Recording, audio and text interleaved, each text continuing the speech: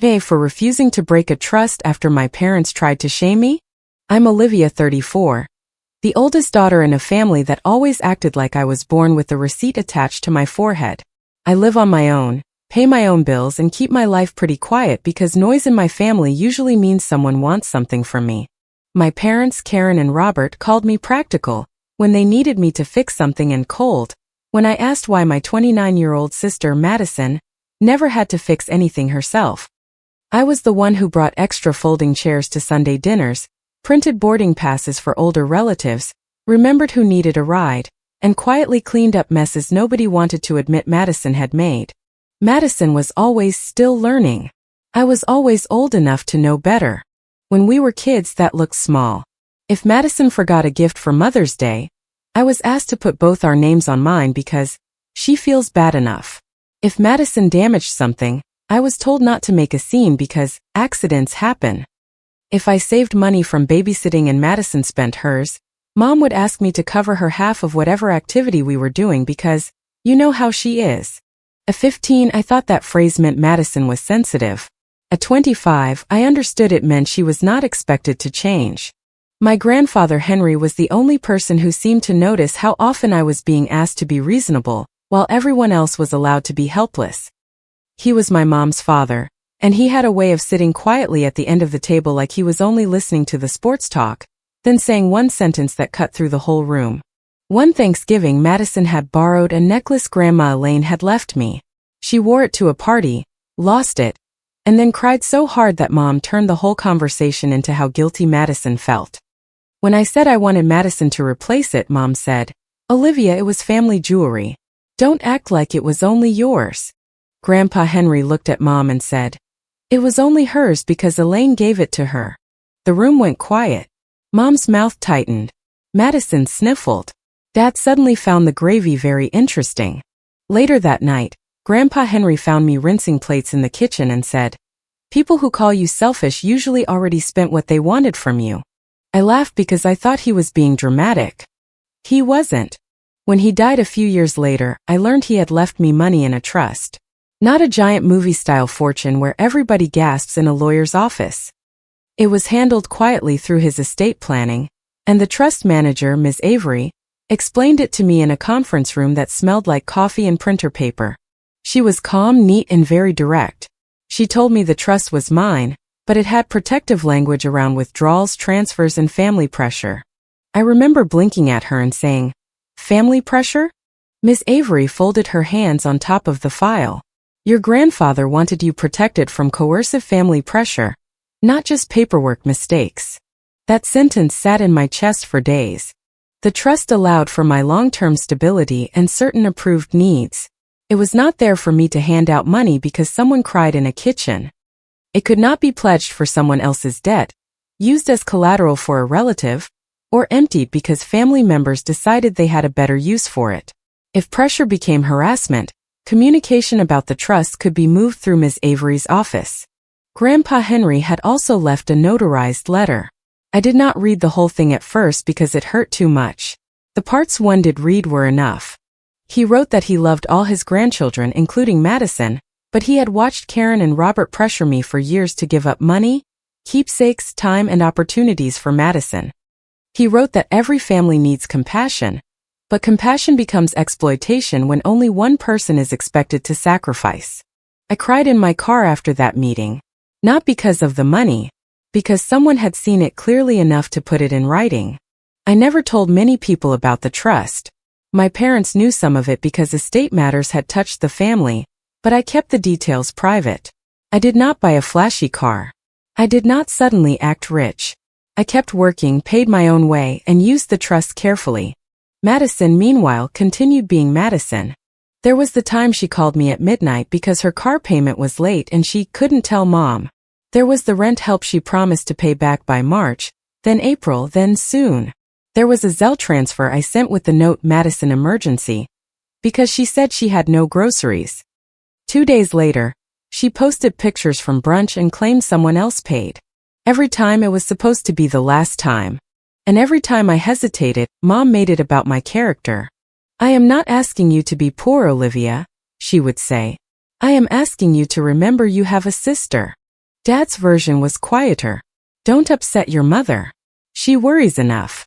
By last winter I had stopped sending money. Not because I wanted Madison to suffer, but because I realized I was not helping her stand up. I was paying for the next fall. For a few months the family seemed almost normal. Madison posted motivational quotes, Mom stopped asking direct money questions, and Dad only called to tell me about small house repairs or ask if I was coming to dinner. Then Mom called me on a Tuesday evening while I was making soup and said, "We need to talk about your sister." The way she said it made my stomach tighten. What happened? I asked. She's behind on some things. What things? A pause. I could hear a TV in the background and Dad murmuring something. Payments, Mom said. Car, maybe the house. It's complicated. Does she own a house now? Don't be literal, Olivia. That was always the first sign that the story was being shaped while it was being told. I turned off the stove. How much does she need? She said a few thousand would help her breathe. A few thousand means what? Mom exhaled like I had asked for a blood sample.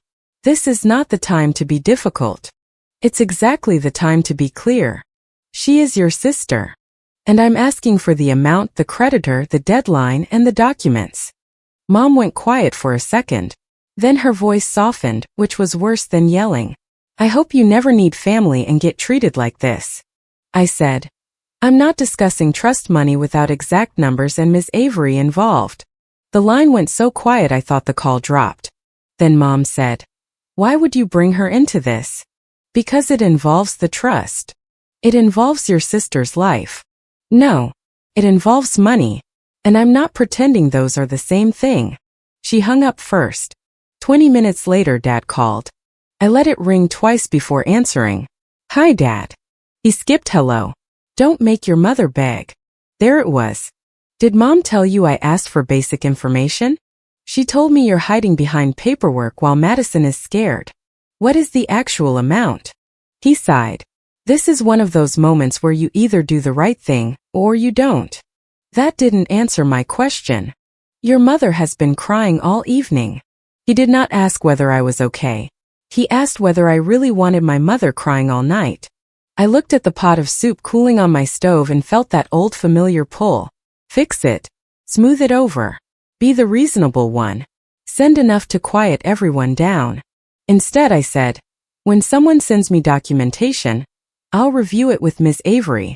Dad's voice lowered. You're going to regret making this so ugly. I'm not the one making it ugly. He hung up too. The next morning, Madison sent a voice note. I stared at it for a long time before pressing play. Her voice was shaky. Liv, I'm not asking you to fix my whole life. I just need you to help me breathe. I know you think I'm some burden you've had to tolerate, but I'm drowning. I'm literally drowning, and you're acting like I deserve it. Played it once. Then I saved it. That sounds cold, I know. But by then I had learned that in my family, tears often came with edits later. If I did not save the first version, the second version would become the truth. I texted back. Send the amount, creditor information, deadlines, and any notices. I'll look at it with Ms. Avery. Madison replied. Why are you making this like court? I wrote. Because you're asking for money connected to a legal trust. She did not answer for 6 hours. Then she sent. Mom said you could move it if you wanted to. I stared at that sentence. Mom said you could move it if you wanted to. That was strange. Madison was careless, but she usually avoided saying the quiet part that clearly. I took a screenshot and saved it in a folder on my laptop, labeled Madison Money 2026. It was not a dramatic secret investigation wall. It was just a folder with dates, screenshots, emails, bank statements, and old messages. I had started keeping records years earlier, not because I planned revenge, but because nobody believed me without receipts. By Friday, the family group chat had changed tone. It started with Aunt Linda. Your mom is heartbroken. Please think about what this is doing to her.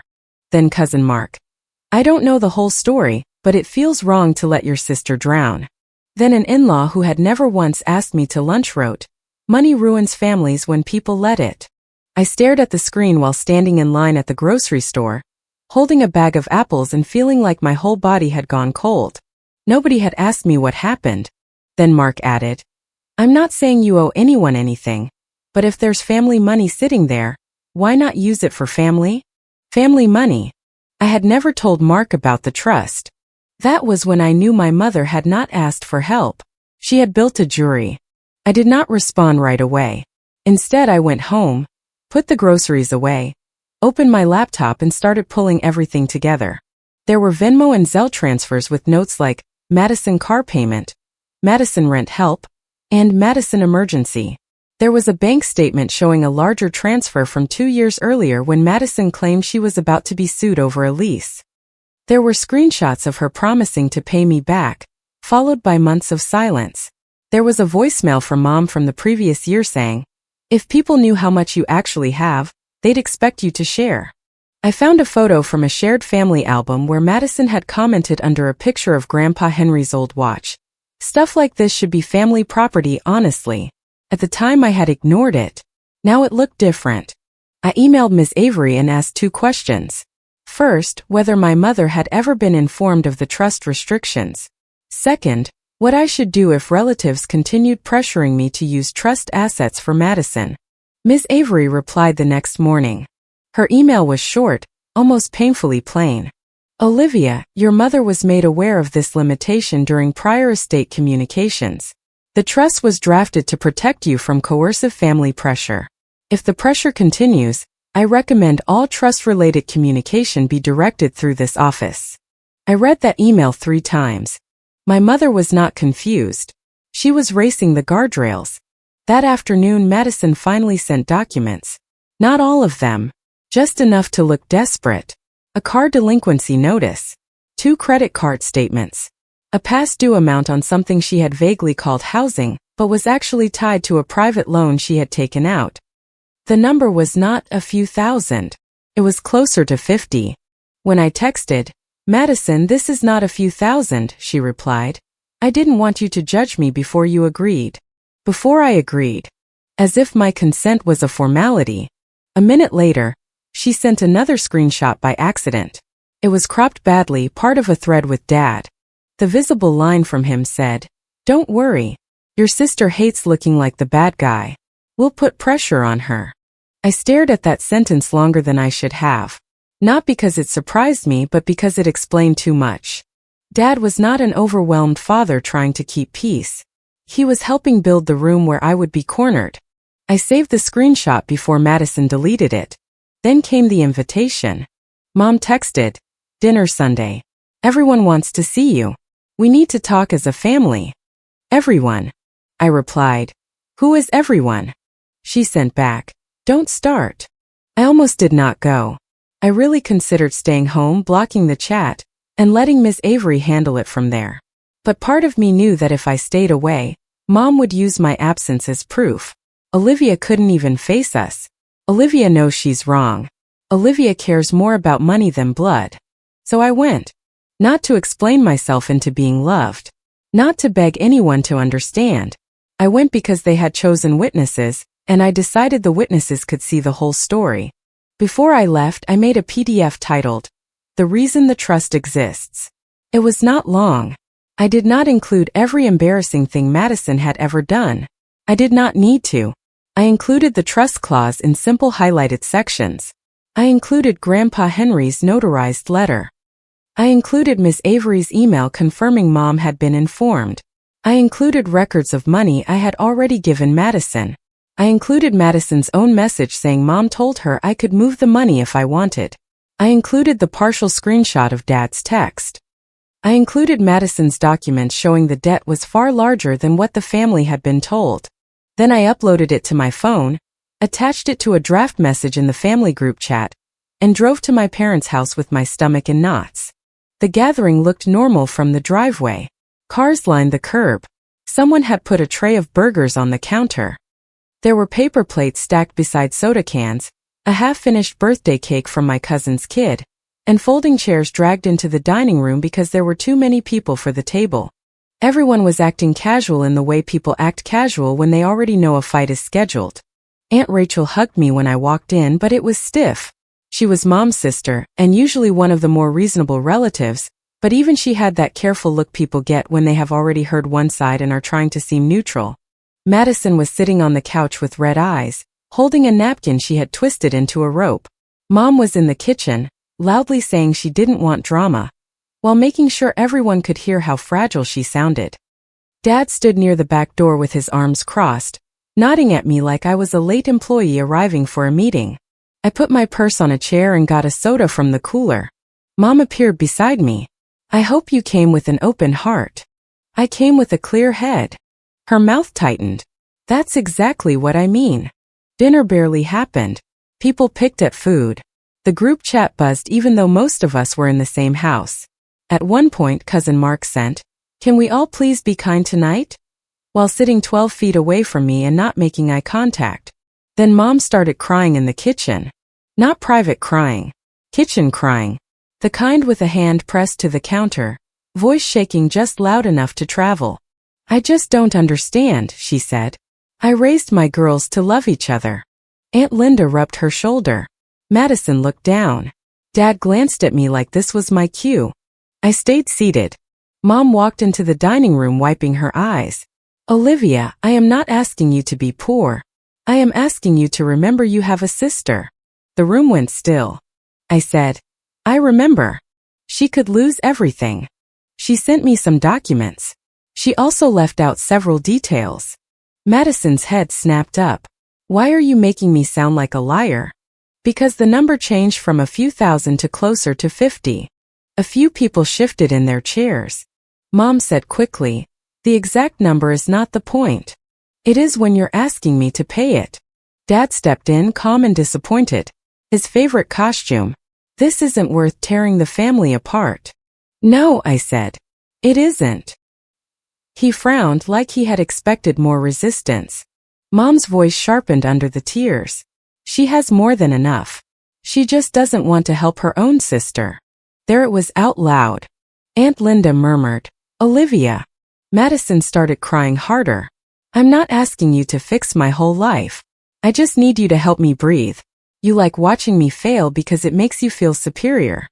I looked at her, and for 1 second I almost felt sorry enough to soften. She looked scared. She probably was scared. But scared people can still be manipulative. Scared people can still lie. Scared people can still stand on your neck and call it survival. Dad said, "Your grandparents would be ashamed of what you're doing." That one hit harder than I wanted it to. The room blurred for half a second. Grandpa Henry's letter flashed in my mind. His careful signature. The phrase, "I have watched this pattern repeat." The way Miss Avery had said he wanted me protected. I set my soda can down. Aunt Rachel spoke before I could. "Olivia, would it really hurt you to help her?" Her voice was not cruel. That made it worse. She really thought she was asking the fair question. I looked around at the paper plates, the cold burgers, my mother's wet eyes, my father's tight jaw, my sister's crumpled napkin, and all the relatives who had been invited to watch me be shamed into obedience. Then I picked up my phone. Mom said, "What are you doing?" I pressed send. Every phone in the room buzzed within seconds. "I'm attaching the part of the story that was left out," I said. Aunt Rachel looked down at her phone. Mark did too. Aunt Linda frowned as she opened the file. Dad did not move. Mom stared at me. The message in the group chat said, "You all got invited to judge me, so you should at least see what you're judging." No one yelled at first. That was how I knew they were actually reading. I watched Aunt Rachel scroll, then scroll back up. Her face changed slowly, not dramatically. Confusion first, then recognition, then anger. Aunt Linda whispered, "Henry wrote this?" "Yes," I said. Mark looked pale. "Wait, you've already paid for Madison's rent before. And her car payment," I said. "And several emergencies that were supposed to be one time." Madison snapped. "Why are you humiliating me?" I turned to her. "You cried in front of everyone over money you were never promised. I'm just showing why I said no." Mom grabbed her phone from the counter and opened the file with shaking hands. "This is private." "So is my trust," I said. "But that didn't stop you from telling people there was family money sitting around." "I never said it like that." Mark looked up. "You told my mom Olivia had resources Grandpa wanted used for family." Mom's eyes flashed at him. "That is not the same thing." Aunt Rachel was still reading.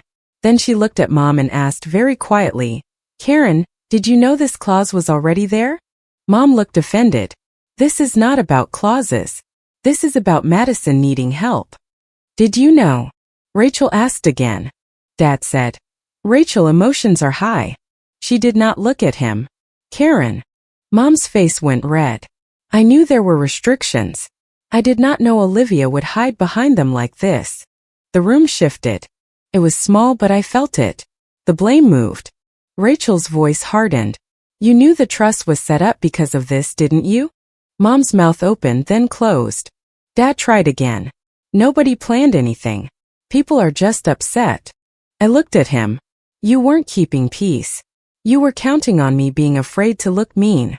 He frowned. "What is that supposed to mean?" I opened the screenshot on my phone, though everyone already had it in the file. "Don't worry," I read. "Your sister hates looking like the bad guy. We'll put pressure on her." Dad's face went flat. For once he had no calm sentence ready. Aunt Linda covered her mouth. Mark whispered, "Wow." Madison stood up. That was taken out of context. I almost laughed, but I didn't. The context is you were asking for money I had already said I would not discuss without documents and Ms. Avery. Madison's tears dried up faster than I expected. "You've always acted like I'm some burden you had to tolerate." "Madison, I have tolerated a lot. That does not make me your bank." Mom snapped. "Don't talk to your sister like that." I looked at her. "No. Don't promise my money to your daughter, and then invite relatives over to shame me when I don't obey." She flinched at "your daughter." Good. It was the truth of how she had treated us for years. Dad's voice came back low. "You're destroying this family over money." "No," I said. "The family was already cracked. I just stopped paying to cover it." Aunt Rachel turned toward Dad, holding up her phone. "Robert, why would you say Henry would be ashamed when Henry wrote this?" Dad looked toward the back door. "I didn't remember the letter." "You remembered enough to mention the trust," I said. He had no answer. Mom tried one last time. She pressed her fingers under her eyes and said, "I just wanted fairness. That is all I have ever wanted." I shook my head. Fairness would have been telling Madison no before the debt got this bad. Fairness would have been telling the family the truth. Fairness would have been asking me privately and accepting my answer. Madison whispered, "So you're really going to let me drown?" "I'm going to let you negotiate with the people you owe. I'm going to let you sell what you need to sell. I'm going to let you make a repayment plan. I'm going to let you deal with your own life without making it mine." She looked at Mom like Mom could still fix it. Mom looked at Dad. Dad looked at the floor. That was the whole system collapsing in 3 glances. I stood up.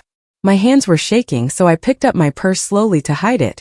"I am not signing, transferring, advancing, guaranteeing, or temporarily moving anything," I said. "I am not discussing trust money in private. I am not taking calls where people cry at me until I pay. I am not responding to group chat guilt. From now on, anything involving the trust goes through Ms. Avery." Mom's voice was small and furious. "If you choose this, don't be surprised when people stop inviting you around." I looked around the room. Aunt Rachel's eyes were wet. Mark looked ashamed. Aunt Linda would not meet my eyes. Madison stood rigid beside the couch. Dad still looked like he was waiting for everyone to forget what he had texted. "I was invited here to be pressured," I said. "So I'll survive missing the next one." Then I left.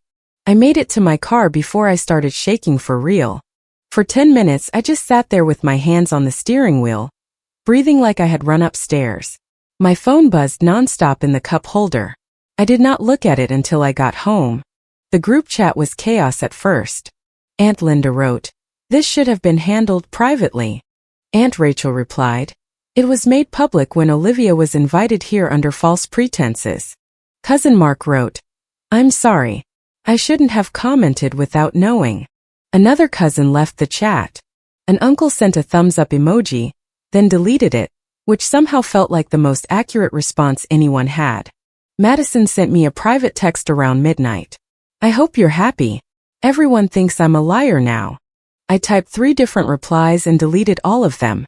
Finally I wrote, "I hope you get help that does not require using me." She did not answer. The next morning, Mom posted on Facebook, "Sad when money matters more than family. Praying for healing." Usually, a post like that from her would send relatives rushing to decode it in her favor.